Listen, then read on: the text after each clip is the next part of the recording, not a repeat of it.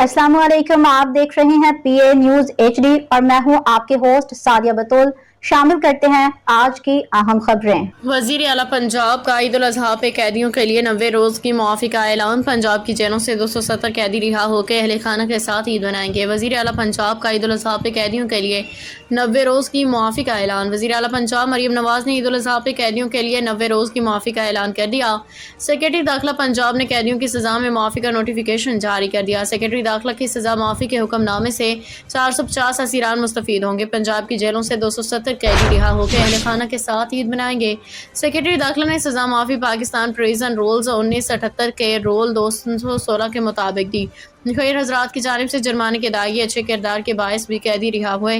Prison rules के मुताबिक सजा माफी का हुक्म मखसूस कैदियों पर लागू होता है। दहशत गर्दी, फिरका वरिया, जासूसी, बगावत या रियासत मुखालिफ सरगर्मी सजा याफ्ता कैदी मुस्तफीद नहीं होंगे। इसके अलावा कत्ल, जना, मंशियात फरोशी, डकैती, अगवा के मुजरिमान, माली गबन और कौमी खजाने को नुकसान पहुँचाने के मुकदमात के कैदी भी मुस्तफीद नहीं होंगे।